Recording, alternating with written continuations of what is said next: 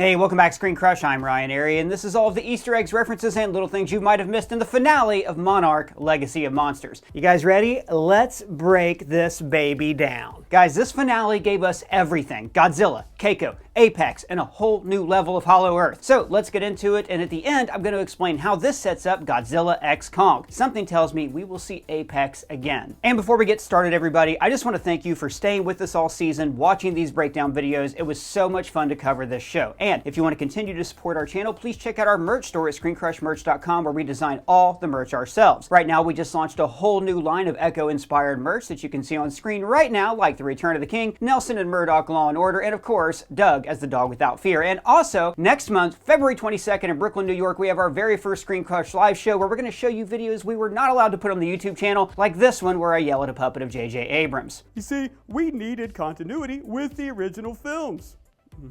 You have continuity coming out of your ass. The links for all of that is below. Thanks for watching. Let's get to Monarch. So this episode picks up exactly where the last one left off, with Keiko rescuing Kate. Now Kate can't believe it's Keiko, and she says, "Were you expecting someone else?" And this foreshadows that she created the gamma radiation signal. She assumed that Kate was part of her rescue crew, not just another unlucky soul who fell into the rift. Also, notice all the fireflies here. Now fireflies often symbolize hope because their light illuminates the darkness. So it's fitting that they're here, since both Kate and Keiko are each other's only hope. For Keiko, Kate is her only hope to get back home, and for Kate, Keiko is her only hope to survive in the Axis Mundi. She's also her only hope to heal her family's generational trauma. Fireflies are also prominent in Japanese artwork, and in Buddhism they symbolize how life is fleeting. Given that the Axis Mundi literally distorts time, yeah, let's take 5. You got all the time in the world. The fireflies also foreshadow how much time they'll lose. Keiko asks if Bill is with them, which is a callback to the last episode. Remember, Bill suggested that he go to Hollow Earth. No, I'm not going to ask anybody to do something that I wouldn't do myself. It could be me. Then he spends the rest of his life looking for Keiko and Shaw. He even goes to Skull Island to prove the Hollow Earth theory. Now, he didn't last long enough to find her personally, but the legacy of his work lived on. It was because of him that they actually found her. Now that is actually... Hey, is that eye cream? It sure is. This is actually part of my new daily skincare routine. Oh, but I thought skincare was just for ladies. Yeah, you know what? I did too for a long time. Like, I never used skincare much, but then I worked outside for a few years and I started to notice my skin was cracking. I got sunburned a lot easier, and it was like I was really starting to age fast. So I wanted to start using some kind of skincare, but dude, it's incredibly daunting to find the right one. But Geology makes skincare easy to understand, and that's why we partnered with them for this video. Look, guys, the first step to using skincare is by far the hardest. It's figuring out what to use. But Geology makes it so easy to take better care of yourself in the new year. Oh, I see. It's a new year, new you kind of thing. Exactly. A good daily skincare routine can help you fight acne, prevent wrinkles, combat dark or puffy eyes, and just overall, it makes your skin feel great. Once I started this skincare routine, I rarely break out anymore and my skin is no longer oily. Plus, I mean, you look good, dude. Thank you. But like I said, what I appreciate most is how easy they make this. You take a quick online quiz on Geology's site, and then their team of dermatologists customize this routine for you. Plus, there are these cards that explain each step and show you how much to use and exactly what it is doing for your skin. Now earlier I did step 1, everyday face wash, and then step 2, eye cream for dark circles, and next is night cream for bedtime. Plus, you can eat it. No. You cannot eat the skin cream. Don't eat the skin cream, guys. But one thing that working with Geology has taught me is that skincare is so important for women, but especially for men. It improves your overall skin health, makes you feel cleaner, and just overall makes you look and feel better. That's why Geology has more than 7,000 5-star reviews, and why they've won 29 awards with ingredients that deliver real scientific results. So now, for a limited time, they are offering a great deal. If you use my code, Geology will give you a 70% off their skincare trial set. And on top of that, you get an additional bonus offer of up to 50% off of their skin, hair, or body add-on products when you add it to your trial. I recommend the deodorant and body wash. They smell amazing. Now, back to Monarch. We cut to Tokyo, picking up where we left off with Kentaro and Hiroshi. So, I want to correct something we got wrong last week. When Barnes was listening to No Frauds by Nicki Minaj, Drake, and Lil Wayne, I thought it was a continuity error, but it was actually the first clue of how much time had passed on regular Earth. No Frauds came out in 2017, which is the same year they rescued them. There were other little clues about that, such as Kentaro's arm and leg being completely healed in this scene. So we find out that Hiroshi opened the rifts on purpose to prove that Hollow Earth was real, so Monarch and other government agencies would take him seriously. He thought that if he had proof, these organizations would use this knowledge to stop another attack. That's why he left Kate after G-Day. G-Day was his inciting incident, and if you look right behind him, he even has 4 little maps on the west coast marking spots that Godzilla hit. Also, I love that no one lets Hiroshi off the hook in this episode. From this, ケイトがいないのはモナークのせいじゃないよ。俺たちのせいだよ。親父を信じてたからだよ。 to Emiko, no one is pretending that he wasn't a shitty father and husband. But this scene also sets up the main conflict of this episode, the safety of the individual versus the safety of the whole. When Kentaro says, けど結局これかい。 it highlights how Hiroshi's quest to save the world was at the expense of his children. We see this in other episodes. It was my 18th birthday, and my dad was here. But it's clearest in the finale. Hiroshi even uses the saving the world excuse to justify his cheating. そんなことが引っかかってんのか。世界の運命がかかってるっていう今。 But the truth was, it never had to be his family or the world. He could have had both, and that's why Kentaro walks away. He won't be a part of that legacy. なら家族って言えないよ。もうこれ以上は。 So we switch back to Axis Mundi, where Keiko and Shaw reunite. Before he lets her see him, though, he asks how long she's been down there. By my estimation, 57 days. Wait, so she thinks it's been less than 2 months, but actually it's been 56 years? Yep, it seems like a day down here equals a year on the surface. But that didn't happen in Godzilla vs. Kong when they went to Hollow Earth. Well, actually, I don't know why that would be, but... Oh, I know. Wait, who are you? Oh, it's me, Brianna. I've been writing all the videos. You shout me out at the end. Yeah, I know about you, I just didn't know that you were here. Yeah, I've been here the whole time. I saw you yell at that J.J. Abrams puppet. Well deserved. Anyway, it's because Kiko's in a different part of Hollow Earth than the Godzilla vs. Kong crew. She's in this kind of gray area between the monster realm and the human realm that she calls the Axis Mundi. And she mentions gravitational distortion, which happens when a gravitational field distorts and magnifies light from distant galaxies that are behind it. So in the Axis Mundi, both the human side and the monster side are magnified, warping the space and time in between them. But it's only in that specific area. Oh, I get it. Me too. Thank you so much. So, Shaw tells Keiko about Bill and Hiroshi, and hats off to Yari Mamamoto. She does such an amazing job in this scene, this little bit where she asks Kate who she is. How do you know? Who are you? It's just so well done. It's like she already knows, but just can't accept it until she hears her say it. We cut back to Monarch HQ and notice that Tim's leg is not broken anymore. He still walks with a cane, but he's not in a cast, which gives us another hint on how much time has passed on Earth. Behind him and Director Verdugo, there's the same map showing gamma ray spikes that we saw last episode. Verdugo says, "Still high, but not under the world high." Now Keiko is sending out a signal, but she isn't the sole cause of these gamma spikes. Remember, they spiked when the rifts closed, which she had nothing to do with. My guess is that the rifts closing built a pressure on either the Hollow Earth ecosystem or the Axis Mundi system, and that is why the gamma levels are elevated. Now, like I said a few minutes ago, the central conflict of this episode is the safety of the individual versus the safety of the whole, and that's excellently highlighted here. Someone could be alive, and that is not a priority? Just like Hiroshi, Monarch is more caught up in saving the world than individuals.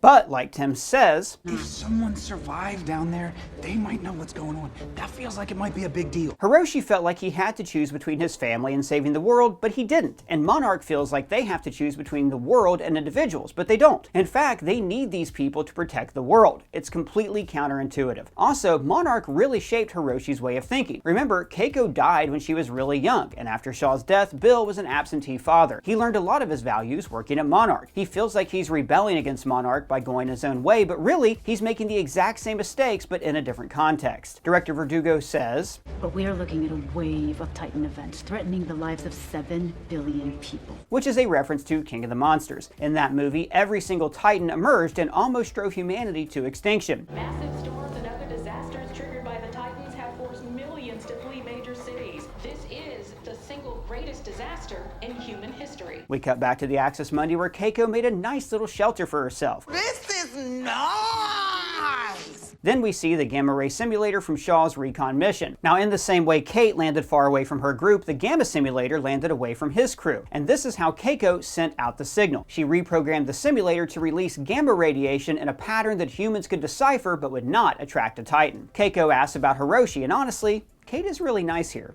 He's a family man. You could say that.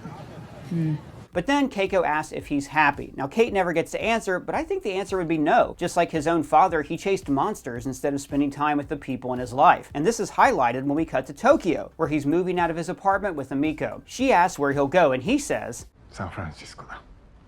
まあ数日間だけだけど手続きが残ってて離婚の。So both Emiko and Caroline left him. Good for them. You go, girl. The family pictures are still on the wall, but the mourning shrine is gone. Part of this is because, you know, he's alive, but it's also because Emiko still wants Kentaro to remember the good moments with his father. 私をどうしようと。あなたがこの子の父親であることはこれからもずっと変わりないんです。But that doesn't mean that she's taking him back. どこにいるかは、ケンタロウに連絡してくださいね。We switch back to the Axis Mundi where Shaw, Kate, May, and Keiko are moving the gamma ray simulator. When they take a break, Shaw says, I'd like to get back to a world with flying cars and robot butlers. Which is a reference to the 1960s sitcom The Jetsons, showing his age a little bit there. Although he was in Axis Mundi for most of the run of The Jetsons, so chances are that he caught the reruns in the nursing home. I think it's a good show. It is a good show. We should do a Jetsons breakdown. I'd have a lot of fun with that. So, last week we theorized that the discovery of Kong revitalized Monarch, and it turned out that Brianna was right. But he did it, Kay. He was the last man standing. I mean, he went down swinging. He saved Monarch. What started as a last-ditch effort was then the very thing that preserved their legacy. And further traumatized his son, extending the cycle of generational trauma. There's pros and cons to everything, okay? Keiko asks what the future is like. Now at first, Shaw lists all the differences, but then he says, Same people, conflicts, triumphs, you know, moms, dads. It's a commentary on the longevity of Godzilla and the longevity of the monster genre as a whole. The original Godzilla came out in 1954, and we're still talking about it 70 years later. I mean, it's easily possible to have 3 generations of Godzilla fans in one family. A lot has changed since the 1950s, but audiences keep going back to him because he still resonates with us. And on a wider scope, monsters have always been with us. From the Minotaur, to demons, to vampires, to Godzilla, to Slender Man, humanity creates monsters to mythologize our societal fears. These myths create a way for us to deal with them and exercise these fears, and that is never going to change. We cut to Tokyo, where Hiroshi is watching the final video from his father. Now this was the same video that opened the series, so it's all come full circle. Now if you look closely, there's also this bowl of food and a pillow on the couch. I think he's been sleeping there, which perfectly represents how he chose his work over his family relationships. And now work is the only thing he has left. When Kentaro and Tim tell him that Kate could be alive, he says, It's impossible. That seems a little out of character for him. Well, actually, I think it makes sense. Think about how he acted with Shaw back in the 1980s. He didn't believe him at first, and we get the sense that it took him a long time to come around to the Hollow Earth idea. It fits that he would be equally skeptical here. We switch back to the Axis Mundi, and Shaw questions if they're even underground. How do you know we are underground? Did we fall? Or did we enter? And now we're officially getting into possible interdimensional travel. Uh-oh. So, aliens exist in this world. King Ghidorah comes from the stars, so maybe Hollow Earth isn't simply just another ecosystem within our own, but a different dimension entirely that's only accessed through these tunnels. I'm not totally sold on that, but it is a possibility. They find Shaw's old pod, and Keiko says that she'll stay behind. And this is awesome because it shows a different side of generational trauma, the want to be a good parent. None of the parents in this show wanted to be bad parents. Bill Randa's obsession with his work began as an effort to figure out what happened to his son's family. Hiroshi thought that he was saving the world. He also thought that it was okay to cheat since he was in love with both women and loved both his children. And now Keiko thinks the right thing to do is to not disrupt her son's life. But it isn't. It would just continue the cycle of Randas running away from their families. And Kate knows it. These monsters have taken everything from me. No more. This curse is broken. Kate's breaking the cycle just like Kentaro did with his father. They get into the pod and Shaw says, Kinda seems like old times, huh? Here he's referring to the miles and miles they traveled monster hunting when Monarch first started. Then the old foe is back. You can't get rid of me, bitch! The Loudon Dragon detaches a wire from the pod and immediately Shaw jumps out to reattach it. When Keiko asks him what he's doing, he says, My job. Ever since he was assigned to her security in episode 2, he's felt like it's his job to protect Keiko. In 1955, it's why he goes to Hadaruma. What? Your protection? That's my job. When she fell in Kazakhstan, he thought that he failed, and now he has a chance to redeem himself. And then, just before the Loudon Dragon gets him, our boy Godzilla shows up as a Deus Ex Machina. What's that? It's a very fancy word. Oh, it's from Greek tragedy. It's when someone crazy powerful swoops in and saves everybody at the very last minute. Usually I think it's lazy, but it works perfectly here for 2 reasons. The first reason is that every single MonsterVerse movie ended with some big Muto on Muto fight. Godzilla versus the parasites, Kong versus the Skull skull crawlers, Godzilla vs. King Ghidorah. So it makes sense for it to end with Godzilla vs. the Loudon Dragon, even if he takes him out in like 10 seconds. The second reason is that the discovery of the Loudon Dragon started Monarch as an organization. So the Loudon Dragon's death ends Monarch as a series. Again, it's like poetry, so if they rhyme. Also, the third reason is screw the Loudon Dragon. He's scary, he drools a lot, and he's less cool than Godzilla. Thank you very much. Shaw reconnects the machine, but can't quite make it back to the pod in time. Keiko grabs his hand, and it's a beautiful reversal of this scene in Kazakhstan. To Shaw, he's done his job and redeemed himself. This time, Keiko is safe. And then he says, "Thank you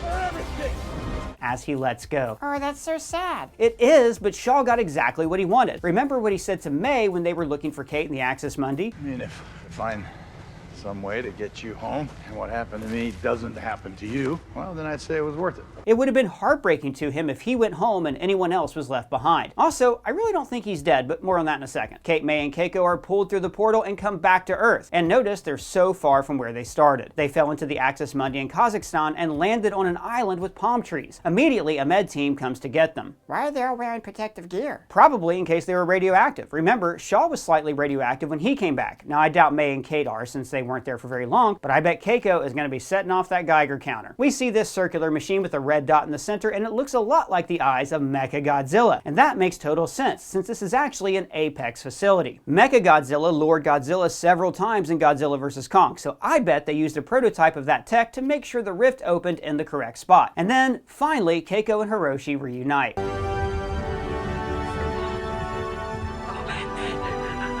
The cycle has been broken. I wonder how she's going to react when she finds out about the whole cheating double families thing. Probably not well. You were raised better than that. And then Brenda shows up. Now this is a big deal because in Godzilla vs. Kong, Apex's CEO, Walter Simmons, died at the hands of Mechagodzilla, but Brenda is probably still alive. So I bet in Godzilla x Kong, she will be the new head of Apex. An alarm goes off and then we see none other than Kong. And he is not happy. Now in Godzilla vs. Kong, Godzilla can sense Kong because he's another potential apex predator. And I bet Kong is the same way. He probably came because he sensed Godzilla's presence in the portal when the rift opened up. Also, we find out in Godzilla vs. Kong that Skull Island eventually became uninhabitable for Kong. You said you can't keep him here forever. No. Our meddling has already wreaked havoc on Kong's habitat. Now some of that was King Ghidorah. The hurricane he produced destabilized the storm barrier around Skull Island. But I bet that Apex also had something to do with it. After all, Monarch's known about Skull Island since the 1970s and nothing's happened to it. But Apex builds an outpost and within 10 years, Kong can't stay anymore. And that's the end of Season 1 of Monarch: Legacy of Monsters. But what does this have to do with Godzilla x Kong? Oh my god, so much. So first of all, I really don't think that Lee Shaw is dead. I know he was thrown from the pod, but look, Kintaro survived a nuclear plant exploding. I think Shaw can survive this. So I bet we see him in Godzilla x Kong. Now I'm not sure he'll be a main character, but I'd bet money that he makes at least a cameo. You can't bet on it, bet on it, bet on it, bet on it. And where would they find him? The Axis Mundi, of course. In the Godzilla x Kong trailer, there's actually a civilization that is surrounded by this pink energy. And guess where else we see pink energy? The Axis Mundi electrical storm. Maybe this civilization actually lives in the Axis Mundi and they find Shaw. Also, everyone keeps wondering why Godzilla suddenly has this pink energy instead of blue. What if Godzilla's been pulling more and more energy from the Axis Mundi ever since Kong took over Hollow Earth? But most importantly, now we have bona fide good guys working with Apex. In Godzilla vs. Kong, Apex was a pure villainous organization. But this show lets us see another side of them. We also saw a worse side of Monarch, a side that was inefficient and didn't prioritize human lives. So my guess is that the two organizations have to come together in the new film to help take out Scar King. So guys, that's everything we have for this season. Big shout out to Brianna McLarty, who wrote every single Monarch video. She's been amazing. Her social links are below. So let us know what you thought of the season down in the comments or at me on Twitter. And if it's your first time here, please subscribe and smash that bell for alerts. For ScreenCrush, I'm Ryan Airy.